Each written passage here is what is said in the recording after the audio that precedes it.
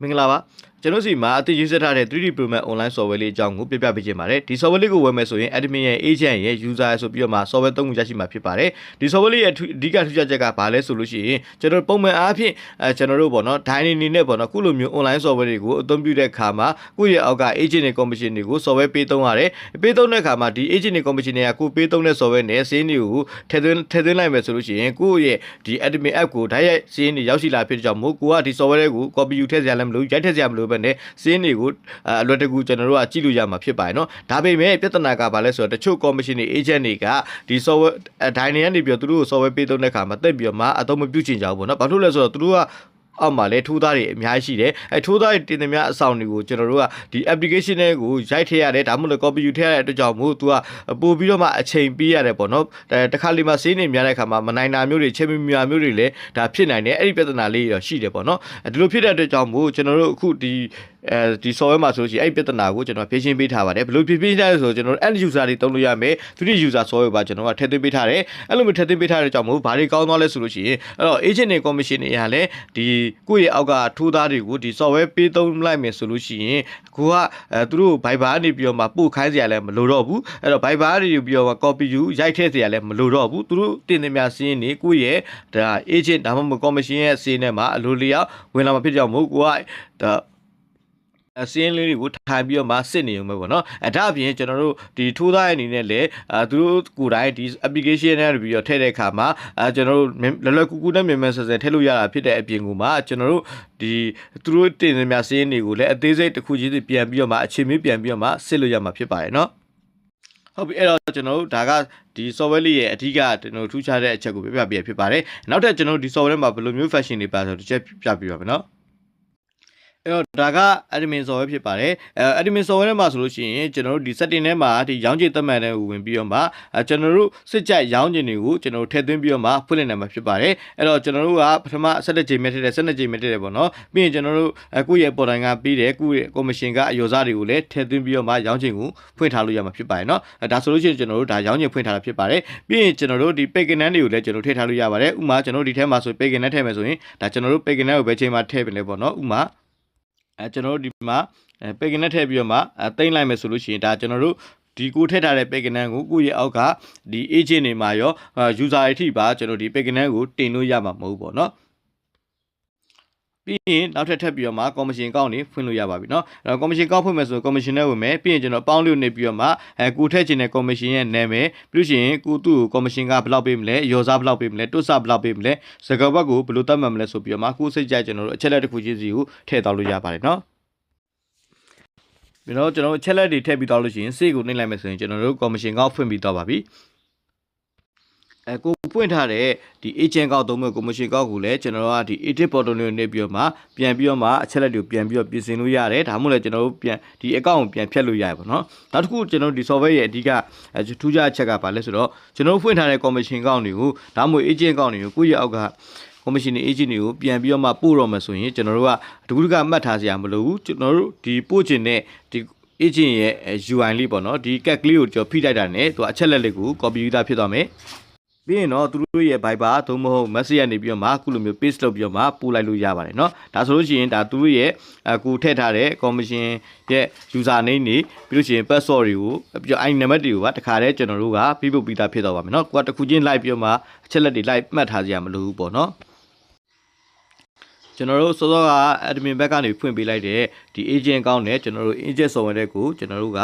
ဝင်လိုက်ပါမယ်ဝင်လိုက်ပြီဆိုတာနဲ့ကျွန်တော်တို့ဒီ setting ထဲမှာဆိုရင်ကိုယ့်ကို commission ကဘယ်လောက်ပေးထားတယ်အယောစားဘယ်လောက်ပေးထားတယ်တိုးစားဘယ်လောက်ပေးထားဆိုတာကိုသိရှိနိုင်မှာဖြစ်ပါတယ်ဒါ့အပြင်မှာကိုယ့်ရဲ့ account ချက်လက်တွေထဲမှာသွားပြီးတော့မှကိုယ့်ရဲ့ password ကိုပြန်ပြီးတော့မှ change နေတယ်ဆိုလို့ရှိရင်ကိုယ်တိုင်ပြန်ပြီးတော့မှ change လို့ရမှာဖြစ်ပါတယ်เนาะပြီးရင်ကျွန်တော် page canal ကိုကြည့်ရဝင်လိုက်မယ်ဆိုလို့ရှိရင်ဒါ admin ဘက်ကနေပြီးတော့မှ page canal တွေဘာထည့်ထားလဲဆိုတာကိုကျွန်တော်တို့ဒါ agent ဘက်ကနေပြီးတော့မှသိရှိရမှာဖြစ်ပါတယ်เนาะagent ကလည်းကျွန်တော်တို့ဒီထူးသားတဲ့ဝင်ပြီးတော့မှထူးသားစင်းတွေကိုကျွန်တော်တို့ဖွင့်လို့ရပါတယ်အဲ့တော့ထူးသားစင်းဖွင့်မယ်ဆိုရင်ထူးသားတဲ့ဝင်မယ်ပြီးရင်ကျွန်တော်တို့ထူးသားရဲ့နာမည်ပေါ့နော်ကျွန်တော်တို့ဒီမှာထူးသားရဲ့နာမည်ဆိုရင်ကျွန်တော်တို့ကြိုက်တဲ့နာမည်ပေးလို့ရတယ်ပြီးရင်ထူးသားကို commission ဘယ်လောက်ပေးမလဲကျွန်တော်တို့မပေးချင်ဘူးဆိုတော့မထည့်နဲ့ပေါ့နော်ကျွန်တော်အယောသားဘယ်လောက်ပေးမလဲတိုးစားဘယ်လောက်ပေးမလဲပေါ့နော်ပြီးရင်ကျွန်တော်တို့စကားဝက်ပေါ့နော်ကိုကြိုက်တဲ့စကားဝက်ကိုပြီးထားလို့ရပါတယ်ပြီးရင်တော့ကျွန်တော်တို့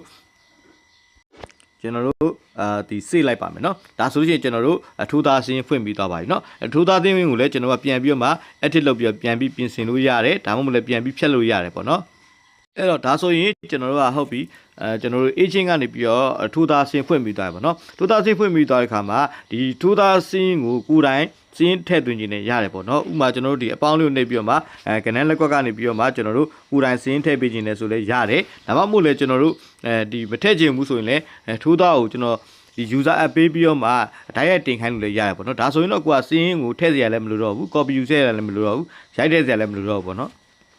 ်လည်းကိုယ်တိုင်ထည့်ခြင်းနဲ့ဆိုလဲဒါထည့်လို့ရတယ်ပေါ့နော်ဟုတ်ပြီဒါဆိုရင်ကျွန်တော်တို့ဒါထိုးသားစင်းဖွင့်ပြီးသွားပြီပေါ့နော်ထိုးသားဖွင့်ပြီးသွားလို့ရှိရင်စောစောလိုပဲကျွန်တော်တို့ဒီထိုးသားကိုကျွန်တော်အကောင့်ပို့ပေးရမှာပေါ့နော်အကောင့်ပို့ပေးမယ်ဆိုရင်ထိုးသားရဲ့ဒီ UI ကလေးကိုဖိထားလိုက်ဖိသွားလို့ရှိရင်ကျွန်တော်တို့ဒီစောစောက Telegram ဒါမှမဟုတ် Viber message ကနေပြီးတော့မှသူတို့ရဲ့အကောင့်ကိုကျွန်တော်ဝင်လို့ရအောင်ပို့ပေးလိုက်ပေါ့နော်ဒါဆိုလို့ရှိရင်ကျွန်တော်တို့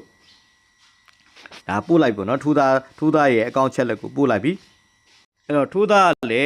းကျွန်တော်တို့ဒီ agent ကပို့ပေးလိုက်တဲ့အကောင့်နဲ့ဒီ software ကိုဝင်ပြီးသွားပြီဆိုလို့ရှိရင်ကျွန်တော် setting ထဲမှာဒီသူ့ရဲ့ account ချက်တွေကိုတွားပြီးတော့မှpassword တွေသူကြိုက်တဲ့ password ပြန်ပြီးတော့မှ change လို့ရတယ်ပေါ့နော်ပြီးရင်လည်းကျွန်တော်တို့ဒီ agent ဘက်ကနေပြီးတော့မှတတ်မှတ်ပေးလိုက်တဲ့ commission ကတွေအယောစားတွေတွတ်စားတွေကိုသူ့commission ကဘယ်လောက်ပေးထားတယ်အယောစားဘယ်လောက်ပေးထားလဲတွတ်စားဘယ်လောက်ပေးဆိုပြန်ကြည့်လို့ရတယ်ပေါ့နော်ပြီးရင်ကျွန်တော် page နဲ့ကြည့်ရတဲ့မှာဆိုလို့ရှိရင်ကျွန်တော်တို့ဒါဒီသူတို့ဒီ dime ဘက်ကတတ်မှတ်ထားတဲ့ page တွေကိုလည်းကျွန်တော်တို့ကြည့်လို့ရမှာဖြစ်ပါတယ်နော်ဟုတ်ပြီဒါဆိုရင်တော့ကျွန်တော်တို့ထိုးသားဘက်ကဆိုရင်တော့ကျွန်တော်တို့ကသူကစပြီးတော့မှစင်းတင်လို့ရတယ်ပေါ့နော်အဲ့တော့တင်မယ်ဆိုလို့ရှိရင်ကျွန်တော်ထိုးရံနဲ့ဝင်လိုက်မယ်ဝင်လို့ရှိရင်ဒါထိုးသားကတော့ကျွန်တော်တို့ကိုယ်တိုင်တက်ကွက်ချင်း ACC เนาะကျွန်တော်တို့အချင်းယူပြီးရိုက်လို့ရတဲ့အတွက်ကြောင့်မူထူးသားတော့ကျွန်တော်တို့ဒီကနန်းလက်ကွက်လေးကိုအသုံးပြုပြီးတော့မှကျွန်တော်တို့ဒါလွယ်လွယ်ကူပဲကျွန်တော်စင်းတွေကိုထည့်လို့ရမှာဖြစ်ပါတယ်เนาะဒါဆိုရင်ကျွန်တော်ကဒါစင်းတွေထည့်လိုက်ပြီအဲ့တော့ထည့်လိုက်ပြီဆိုတာနဲ့ကျွန်တော်ဒီမှာဆိုလို့ရှိရင်ဒီအမြန်လက်ကွက်လေးတွေပါပါတယ်เนาะဥပမာကျွန်တော်တို့ကနောက် series ဆိုရင်နောက် series ပေါ့เนาะကျွန်တော်တို့မှာ4 5နောက် series ပြီးရှင်9000ဘူး okay လေးပြလိုက်ပေါ့เนาะဒါဆိုရင်သူတို့ထည့်လိုက်တဲ့စင်းတွေဒီမှာပေါ်လာမယ်ဒါဆိုသိမ်းမှုပေါ့เนาะတကယ်လို့ဒီစင်းတွေကိုပြန်ပြီးတော့မှတစ်ခုချင်းစီပြန်ဖြတ်ချင်တယ်ဆိုလည်းဖြတ်လို့ရပါတယ်เนาะပြီးရင်ကျွန်တော်တို့ဒီမှာဆိုရင်ရှေ့ series လဲ series နောက် series break twine လဲနောက်ပါရာပြည့်စသည်ဖြင့်ကျွန်တော်တို့ဒါမြန်ထိုးလို့ရတဲ့လက်ကွက်လေးကိုလည်းကျွန်တော်စုံစုံလင်းလင်းထည့်ပေးထားတဲ့ကြောင့်မို့ဒါထိုးသားအနေနဲ့စင်ကနန်းတွေကိုထည့်တဲ့အခါမှာလည်းကျွန်တော်တို့မြန်မြန်ဆန်ဆန်ပဲကျွန်တော်တို့ထည့်လို့ရမှာဖြစ်ပါတယ်เนาะပြီးရင်တော့ကျွန်တော်တို့ဒီထိုးရန်ဆိုလေးနေပြီးတော့မှထိုးမိနေလိုက်တာနဲ့သူကဒီစင်းကိုတင်ပြီးတော့မှာဖြစ်ပါတယ်เนาะအဲ့တော့တင်လိုက်တဲ့စင်းတွေကိုလည်းကျွန်တော်တို့ကဒီမှာပေါချာထဲမှာတွားပြီးကြည့်လို့ရတယ်เนาะအဲ့တော့ပေါချာထဲမှာတွားကြည့်လိုက်မယ်ဆိုရင်ဒါဆိုရင်ပထမတင်လိုက်တဲ့ပေါချာပေါ့เนาะအဲ့တော့ဒါဆိုလို့ရှိရင်ဒီမှာသူတင်လိုက်တဲ့ပေါချာကိုသူပြန်ပြီးတော့မှကြည့်လို့ရမယ်တကယ်လို့ပေါ့เนาะတင်လိုက်တဲ့အခါမှာအကြောင်းမျိုးကြောင့်ပေါ့เนาะကနန်းတစ်ခွက်ချင်းတော့၎င်းငွေပန်တော့၎င်းကျွန်တော်တို့မှားပြီးတော့ထည့်မိတယ်ဆိုလို့ရှိရင်ကျွန်တော်က edit လုပ်ပြီးတော့မှပြန်ပြင်လို့ရတယ်ပေါ့เนาะဒီမှာဆိုကျွန်တော်တို့ကပြန်ပြီးတော့မှငွေမောက်ပြင်မလားကနန်းပြင်မလားပြန်ပြင်လို့ရတယ်ပေါ့เนาะတကယ်လို့မဟုတ်ဘူးကျွန်တော်တို့တစ်ခွက်ထက်ပြန်ဖြတ်ချင်တယ်ဆိုလဲကိုဖြတ်ချင်တဲ့ကနန်းကိုဖိထားပြီးတော့မှဒါဖြတ်လို့ရတယ်ပေါ့เนาะတကယ်လို့ပေါ့เนาะဒီပေါချာကိုမှကျွန်တော်ကကနန်းကြံခဲ့လို့ထက်ပြီးတော့မှထည့်ချင်တယ်ဆိုလို့ရှိရင်အပေါင်းလေးကိုနှိပ်ပြီးတော့မှကျွန်တော်တို့ဒီပေါချာတွေကိုပြန်ပြီးတော့မှစင်းကိုပြန်ပြီးတော့မှအသစ်ပြန်ထည့်လို့ရပါတယ်เนาะဒါကတော့ကျွန်တော်တို့ဒါထိုးသားဘက်ကထည့်လိုက်တဲ့ပေါချာဖြစ်ပါတယ်အဲ့တော့ထပ်ပြီးတော့မှကျွန်တော်နောက်ထပ်ပေါချာတစ်ခုထပ်ပြီးတော့မှထည့်လိုက်ပါမယ်เนาะဒီမှာကျွန်တော်နောက်ဘူးထည့်လိုက်ပါမယ်ပြီးကျွန်တော်တို့ထိုးပြီးဆိုနှိပ်လိုက်မယ်နော်ဟုတ်ပြီဒါဆိုလို့ရှိရင်ကျွန်တော်တို့ဒီမှာပေါချာနှစ်ဆောင်ဖြစ်သွားပြီပေါ့နော်အဲ့တော့ပေါချာနှစ်ဆောင်ဖြစ်သွားပြီအဲ့တော့ဒီပေါချာတွေကိုလည်းသူတို့အသေးစိတ်ပြန်ပြီးတော့မှကြည့်လို့ရမယ်ပြင်လို့ရပါမယ်ဒါပေမဲ့တခုရှိတာကဒီထိုးသားဘက်ကဒီပေါချာတွေကိုပြန်ပြီးတော့မှပြင်ဆင်တာပြန်ပြီးတော့မှအသစ်ထည့်တာဆိုလို့ရှိရင်သူကအချိန်9မိနစ်ပဲရပါမယ်နော်9မိနစ်တွင်းမှာပဲသူကဒီပေါချာတွေကိုပြင်လို့ရမယ်ဖြတ်လို့ရမယ်ဒါမှမဟုတ်လည်းထပ်ပြီးတော့ထည့်လို့ရမယ်နော်9မိနစ်ကျော်သွားပြီဆိုလို့ရှိရင်တော့ဒီပေါချာတွေကိုပြင်လို့မရတော့ဘူးဖြတ်လို့လည်းမရတော့ပါဘူးနော်ဒါအတီးပြုတ်ပြီးသားဖြစ်တဲ့ကြောင့်ပေါ့နော်တကယ်လို့ကိုကအရေးပေါ်ကျွန်တော်ကလုံးဝကိုကျွန်တော်တို့ကပြင်ကျင်တယ်ဖြတ်ချင်တယ်ဆိုလို့ပြင်ဆင်ချင်တယ်ဆိုရင်ကိုယ့်ရဲ့ agent ကိုပြောလို့ရပါတယ်အဲ့တော့ agent ကနေလည်းတစ်ဆင့်ပြန်ပြီးတော့မှဒိုင်းကိုပြန်ပြီးပြောပေးမယ်ဆိုရင်တော့ဒိုင်းဘက်ကနေပြီးတော့မှပြင်ပေးမယ်ဖြတ်ပေးမယ်ထည့်ပေးမယ်ဆိုရင်ထည့်ပေးလို့ရပါတယ်เนาะပြီးရင်တော့ကျွန်တော်တို့ဒီဘောက်ချာနှစ်ဆောင်ထည့်ပြီးတော့လို့ရှိရင်တော့ကျွန်တော်တို့တင်ကွက်တများတဲ့ဝင်ကြည့်လိုက်မယ်ဆိုရင်ဒါသူတင်ထားတဲ့အကွက်တွေကိုတစ်ခါရေးကြည့်မှာဖြစ်ပါတယ်ဒီထဲမှာဆိုလို့ရှိရင်ကျွန်တော်တို့ထိုးချင်းများဆုံးကဏ္ဍကိုသူကထိတ်ဆုံးမှာပြပေးထားပါတယ်เนาะထိုးချင်းများဆုံးကဏ္ဍကိုထိတ်ဆုံးမှာပြပေးထားတယ်ပြီးရင်ကျွန်တော်တို့ဒီမှာဆိုရင်အောက်မှာစုစုပေါင်းသူတို့ဘယ်လောက်ဖိုးထိုးတာဆိုတာလည်းကျွန်တော်တို့သိနိုင်မှာဖြစ်ပါတယ်เนาะတော့ပဲစီးရင်တွေဘယ်လောက်တင်ခဲ့တယ်ဒီမှာဆိုရင်ဒါဘောက်ချာနှစ်ဆောင်ရှိရင်နှစ်ဆောင်လုံးရဲ့စီးရင်ပေါင်းတွေကိုသူကပြန်ပြီးတော့မှကြည့်လို့ရပါမယ်ဒီစီးရင်ကိုလည်းသူက copy ယူပြီးမှသူပို့ခြင်းတဲ့သူကိုပြန်ပြီးတော့မှပို့လို့ရမှာဖြစ်ပါတယ်เนาะဒါကတော့ကျွန်တော်တို့ကဒီထူးသားဘက်ကတင်လိုက်တာပေါ့နော်တင်လိုက်တဲ့စင်းကိုကျွန်တော်တို့ agent ဘက်မှာဘယ်လိုမြင်မလဲဆိုတော့တစ်ချက်သွားကြည့်အောင်เนาะအဲ့တော့ agent ဘက်မှာဆိုလို့ရှိရင်ဒီမှာတစ်ခါလေးတန်းပြီးတော့မှသူအောက်ကတင်လိုက်တဲ့ထူးသားရဲ့စင်းကိုတန်းပြီးတော့မှကြည့်လို့ရတယ်အဲ့တော့ voucher ကိုလည်းပြန်ကြည့်လို့ရတယ်ပေါ့နော်ဒါဆိုလို့ရှိရင်စောစောကရဲကြီးဆိုတဲ့ user ရဲ့ voucher တွေကိုပြန်ပြီးတော့မှကြည့်လို့ရတယ်ပေါ့နော်အဲ့တော့ဒီ voucher တွေကိုလည်းကျွန်တော်တို့ဒီ agent ဘက်ကနေပြန်ပြီးတော့မှပြင်ပေးလို့လည်းရတယ်ဖြတ်ပေးလို့လည်းရပါတယ်เนาะဒါပေမဲ့ agent ဘက်မှာဆိုလို့ရှိရင်သူကဒီ voucher တွေကိုပြင်ဆင်ခွင့်က9မိနစ်ထက်ပို့ပါဘူးเนาะအဲ့တော့9မိနစ်ကျော်သွားရင်เนาะဒီ voucher တွေကိုပြင်လို့ဖြတ်လို့မရတော့ပါဘူးเนาะပြီးလို့ရှိရင်ကျွန်တော်တို့ကဏ္ဍများထဲမှာဆိုလို့ရှိရင်သူထည့်ထားတဲ့voucher 9000ရှိရင်9000လုံးရဲ့စင်းပေါင်းတွေကိုအသေးစိတ်ပြန်ပြီးတော့မှကြည့်လို့ရမှာဖြစ်ပါတယ်တကယ်လို့အကြောင်းမျိုးကြောင့်ကိုကနေပြီးတော့မှဒီထူးသားကိုကိုယ်တိုင်းတင်ပေးခြင်းနဲ့ဆိုလို့ရှိရင်ကျွန်တော်တို့ဒီမှာအပေါင်းပေါ်တုံးတွေနေပြီးတင်ပေးလို့ရတယ်အဲ့တော့ဒီကဏ္ဍလက်ကွက်လေးကိုအသုံးပြုပြီးတော့တင်လို့ရအောင်နေမကောက်ဘူးကျွန်တော်တို့ copy ယူပြီးတော့ copy paste လုပ်ပြီးတော့ပဲထည့်လို့ရရပါเนาะအဲ့တော့ဥမာအဖြစ်ကျွန်တော်ပြပြပါမယ်ဥမာဒါကျွန်တော်တို့ဒါ Viber ပို့လာတဲ့စင်းပဲဆိုကြပါစို့เนาะအဲ့တော့ Viber ပို့လာတဲ့စင်းတွေကိုကျွန်တော်က copy လေးယူမယ်ပြီးရင်ကျွန်တော်တို့ကိုထည့်ပေးခြင်းနဲ့ကိုထူးသားစင်းရဲ့ဘေးမှာရှိတဲ့ page button တွေနှိပ်ပြီးထည့်လိုက်မယ်ထည့်လိုက်မယ်ဆိုပြီးလို့ရှိရင်ကျွန်တော်တို့ထည့်မနေလိုက်တာနဲ့သူကဒီမှာတချို့ဒီ software ကလက်မခံတဲ့ပုံစံလေးပေါ့เนาะ format အမှားလေးတွေပိုင်းသူကပြပေးမယ်ဒါလေးတွေကိုကျွန်တော်ကပြန်ပြီးတော့မှပြင်ပေးရမယ်ပေါ့เนาะပြင်ပေးရပါမယ်ပြင်ပြီးသွားပြီဆိုလို့ရှိရင်ကျွန်တော်တို့ဒီမှာကျွန်တော်တို့ထည့်မယ်ဆိုနေတာနဲ့သူကတခါတည်းဒါစင်းမသွင်းပြီးတော့ပါဘူးเนาะမသွင်းဘဲနဲ့သူကဒီတစ်ခုချင်းစီပြန်ပြီးတော့မှအသေးစိတ်ပြန်စစ်လို့ရတယ်ပေါ့เนาะသူတို့ထည့်ထားတဲ့အထဲမှာစင်းတွေမှန်ကန်မှုရှိမရှိအကုန်လုံးပြန်စစ်လို့ရတယ်အဲတော့အကုန်လုံးစစ်ပြီးတော့လို့မှန်ကန်မှုရှိတယ်ဆိုမှကျွန်တော်တို့ save ကိုနှိပ်ပြီးတော့မှထည့်လိုက်လို့ရပါတယ်เนาะဒါဆိုလို့ရှိရင်ကျွန်တော်တို့ဒါစင်းသွင်းပြီးသွားပြီပေါ့နော်ကိုသွင်းလိုက်တဲ့စင်းတိုင်းနဲ့ကျွန်တော်တို့ဒီမှာထိုးသားဘက်မှာလည်းတွားပြီးတော့မှပေါ်မှာဖြစ်ပါတယ်နော်ထိုးသားဘက်မှာဆိုလို့ရှိရင်လည်းစောစောကျွန်တော်တို့ဒါစင်းအသစ်ထည့်လိုက်တယ်ပေါ့နော်ထည့်လိုက်တဲ့စင်းတိုင်းပဲသူကဒီမှာထိုးသားဘက်မှာလည်းတွားပြီးတော့မှပေါ်နေမှာဖြစ်ပါတယ်နော်အဲ့တော့ဒီတိုင်းပဲကျွန်တော်တို့ကဒီ agent တွေက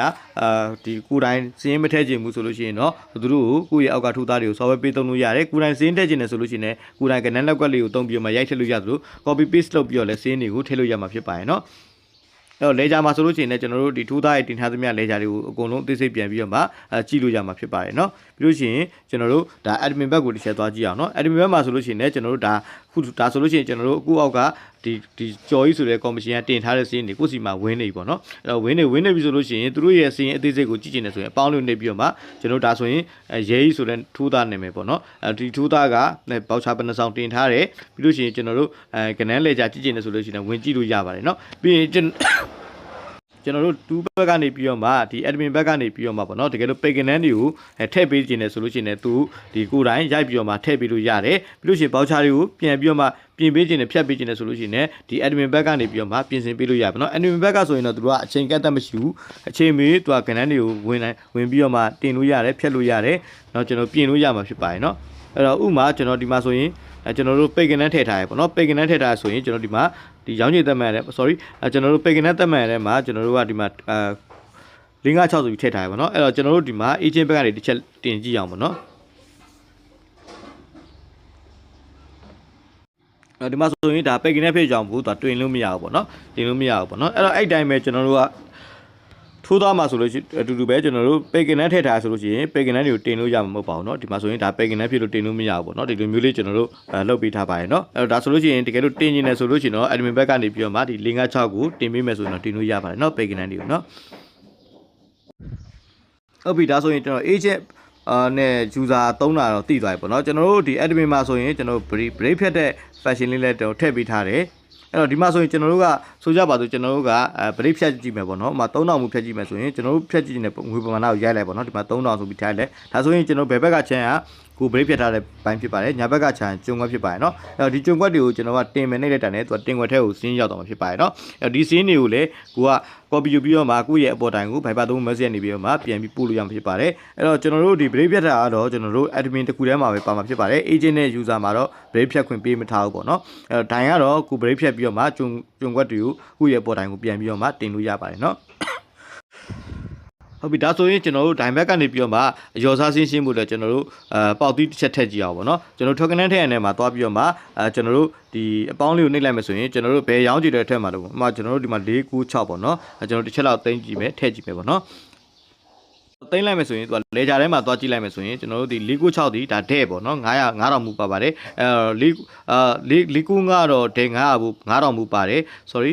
496ကတော့ကျွန်တော်တို့တွတ်300ဘူးပါတာဖြစ်ပါတယ်เนาะအဲ့တော့ဒီမှာတစ်ခါတည်းကျွန်တော်တို့ကတဲ့ကဘလောက်တွတ်ကဘလောက်ဆိုတော့တစ်ခါတည်းကြည့်လို့ရမှာဖြစ်တယ်ပြီးရင်ကျွန်တော်တို့ break ထဲမှာဆိုလို့ရှိရင်လည်းကျွန်တော်တို့ဒီမှာ ကျွန်တော်တို့ break ဖြတ်ထားတဲ့ထဲမှာထဲကဘယ်လောက်ဖို့ပါတယ်တွက်ကဘယ်လောက်ဖို့ဆိုတော့ကြည့်လို့ရတယ်ပြီးရင်ကျွန်တော်ဒီစင်းကိုကျွန်တော်တို့စိတ်ထားလို့ရပါတယ်เนาะ break စင်းကိုလည်းစိတ်ထားလို့ရတယ်ပြီးရင်ကျွန်တော်တို့ဒီမှာစင်းနဲ့ကိုဝင်ကြည့်လိုက်ပါเนาะစင်းနဲ့ကိုဝင်ကြည့်လိုက်မယ်ဆိုလို့ရှိရင်ကျွန်တော်တို့ဒါတူးချင်းစီရဲ့စင်းပေါ့เนาะဒါကတော့လောလောဆယ်ကျွန်တော်စီမှာဒါ agent တူးလည်းရှိတဲ့တော့ agent စင်းတူးတဲ့စင်းကိုပြပေးရပါเนาะအဲ့တော့ဒီမှာဆိုရင်ဒီ agent ကတော့သူဘယ်လောက်ဖို့ထိုးထားတယ်ဘယ်လောက်ရှုံးမြတ်ရှိရဲဆိုတော့သူပြပေးရဖြစ်ပါတယ်เนาะအဲ့တော့ဒီမှာဆိုရင်သူ့ရဲ့ commission ကဘလောက်ကွန်နိုပြီးတော့ကျွန်တော်တို့ဘလောက်ဆိုပြီးသူပြပေးထားတာဖြစ်တယ်ပေါ့နော်ဒီမှာဆိုရင်ဒါသူဒီ agent ကဒါအမြတ်ပေါ့နော် agent အမြတ်ဖြစ်ပါတယ်ပြီးတော့ကျွန်တော်အချုပ်ထဲမှာဆိုလို့ရှိရင်လည်းကျွန်တော်တို့ဒီမှာကိုယ့်ရဲ့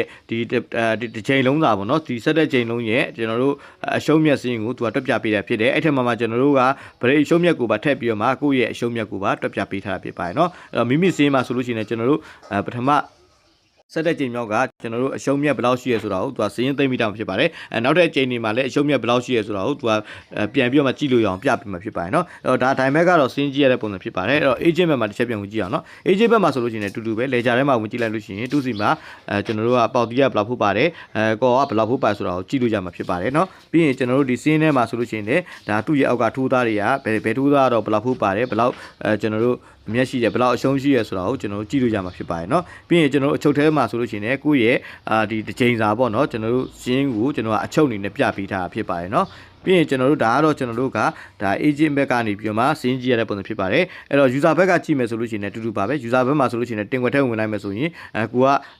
ဘယ်ကနန်းတော့ဘယ်လောက်ဖို့ပါတယ်တွတ်ဘယ်လောက်ဖို့ပါဆိုတော့လွယ်တကူသိနိုင်တယ်လို့ကိုယ့်ရဲ့ဒီအချုပ်ထဲမှာဝင်ကြည့်လိုက်မယ်ဆိုလို့ရှိရင်လည်းကျွန်တော်တို့ဒါတစ်ချိန်စာပေါ့နော်ကျွန်တော်တို့ရဲ့အရှုံးမြတ်ကိုသူကတွက်ပြပေးထားမှာဖြစ်ပါတယ်เนาะအဲ့တော့ user တူးချင်းစီရဲ့အရှုံးမြတ်တွေကိုသူကအလွယ်တကူပြန်ပြီးတော့မှကြည့်လို့ရမှာဖြစ်ပါတယ်เนาะဟုတ်ပြီဒါကတော့ကျွန်တော်တို့ဒါနောက်ဆုံးအနေနဲ့ဒီ dime ကနေပြီးတော့မှဒီ token နဲ့ထည့်လိုက်ပြီးဆိုတာနဲ့ဒီ dime မှာရော agent မှာရော user မှာရောတခါတည်းစင်းချုပ်ပြီးသားဖြစ်သွားမှာပေါ့နော်ကိုကတူးချင်းစီလိုက်ပြီးတော့ဒီစင်းတွေကိုလိုက်ပြီးပို့နေကြရမလို့တော့ဘူးပြောနေကြရမလို့တော့ပေါ့နော်သူတို့ရဲ့ app ထဲကိုကိုယ်တိုင်ဝင်ကြည့်လို့ရတော့မှာဖြစ်ပါတယ်နော်နောက်တစ်ခုကကျွန်တော်တို့နောက်တစ်ခုကပါလဲဆိုရင်ကျွန်တော်တို့ဒီ commission ထဲမှာပေါ့နော်သူတို့ရဲ့ account ကိုကျွန်တော်တို့ကပြန်ပြီးတော့မှဒီ account ကိုပိတ်ထားလို့ရပါတယ်နော်ဥပမာထားပါတော့သူတို့ရဲ့ account ကိုပိတ်ထားမယ်ဆိုလို့ရှိရင်ယာယီပေါ့နော်ဖြတ်ပစ်တာမဟုတ်ဘဲနဲ့ယာယီပိတ်ထားလိုက်မယ်ဆိုလို့ရှိရင်သူတို့ဒ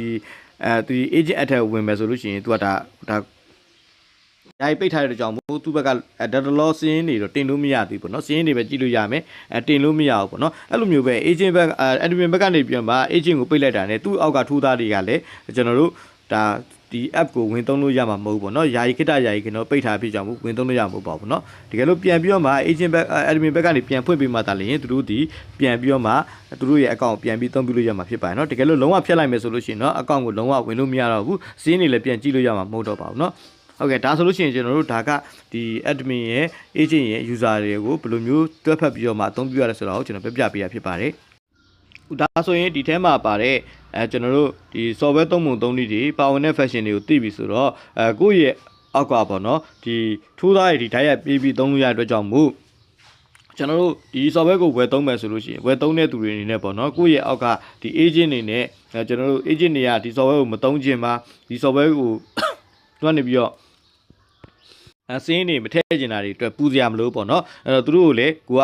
ဒီတခါထပ်ပြီးတော့မှသူရဲ့အောက်ကထိုးသားရဲ့အထိကျွန်တော်တို့ဒီ software ကိုပေးသွင်းလို့ရတဲ့ကြောင့်မို့ကျွန်တော်တို့agent ကလည်းဘာမှလုပ်စရာမလိုတော့ဘူးစင်းထည့်စရာလည်းမလိုတော့ဘူး copy ထည့်စရာလည်းမလိုဘူးရိုက်ထည့်စရာလည်းမလိုဘူးဒိုင်ကလည်း copy ထည့်စရာမလိုဘူးစင်းထည့်စရာမလိုတော့ဘူးViber နေစင်းနေလည်းပို့စရာမလိုတော့ဘဲနဲ့ဒီ application တစ်ခုတည်းနဲ့ပဲကျွန်တော်တို့က system တစ်ခုလုံးကိုကျွန်တော်တို့ကလဲပတ်သွားမှာဖြစ်တဲ့ကြောင့်မို့ဒါမိတ်ဆွေတို့အနေနဲ့တော်တော်လေးကိုမှကျွန်တော်တို့အရန်ကိုအချိန်ကုန်တက်တာပြီးတော့မှမြန်မြန်ဆန်ဆန်ကျွန်တော်လုပ်ငန်းတွေကိုပြီးမြောက်ပြီးမှတိတိကျကျသုံးမိနိုင်မှာဖြစ်ပါတယ်เนาะအဲ့တော့ဒီထိုးသားရဲ့အနေနဲ့ကြတော့လေဒီ software ကိုသုံးပြီးတော့မှတင်ရတာဖြစ်တဲ့ကြောင့်မို့သူတို့ရဲ့စင်းတွေကိုအချိန်မီပြန်ပြီးတော့မှကြည့်လို့ရတယ်အဲ့တော့ဘယ်ကနေရတယ်မရဘူးဆိုတော့လေကျွန်တော်တို့ real time ပြန်ပြီးတော့မှသိရှိနိုင်တာဖြစ်တဲ့ကြောင့်မို့ကျွန်တော်တို့ပို့ပြီးတော့မှတက်တာပါတယ်ကျွန်တော်တို့ no more solution နဲ့ကျွန်တော် Viber နေပြီးတော့မှကျွန်တော်တို့ agent ကိုစင်းတင်လိုက်မယ်ဆိုရင် agent က okay မပြန်သေးဘူးပေါ့နော်ဒီစင်းရလားမရလားကျွန်တော်တို့ကမသိနိုင်ဘူးပြီးရင် Viber မှာပြန်ပြီးတော့မှကျွန်တော်တို့ကဒီရောစားစင်းရှင်းမယ်ဆိုလို့ရှိရင်တခုချင်းစီပြန်လိုက်စစ်ပြီးမှစင်းရရှင်းရဖြစ်တဲ့ကြောင့်မို့အတော်လေးကိုမှအချိန်ကုန်မယ်ပေါ့နော်အဲ့တော့ဒီ software လေးကိုသုံးမယ်ဆိုလို့ရှိရင်เนาะကျွန်တော်တို့ဒီထိုးသားအနေနဲ့လည်းသူတို့ရဲ့တင်ထားတဲ့စင်းကိုကြည့်နိုင်တယ်သူတို့ဘယ်လောက်ဖိုးပါတယ်အစကျွန်တော်တို့အပတ်စဉ်ကျွန်တော်ပြန်ပြီးစင်းစရာတွေပြန်ကြည့်လို့ရမှာဖြစ်တဲ့ကြောင့်မို့ဒါမိတ်ဆွေတို့အနေနဲ့တော်တော်လေးကိုမှဒါအသုံးဝင်မယ်လို့ကျွန်တော်အနေနဲ့မျှော်လင့်ပါတယ်ပေါ့နော်ဟုတ်ကဲ့ဒါလေးကတော့ကျွန်တော်တို့အသိရေးဆက်ထားတဲ့ဒါ 3D Program Online Software လေးအကြောင်းကိုအသေးစိတ်ကျွန်တော်ရှင်းပြပေးဖြစ်ပါတယ်ကျေးဇူးတင်ပါတယ်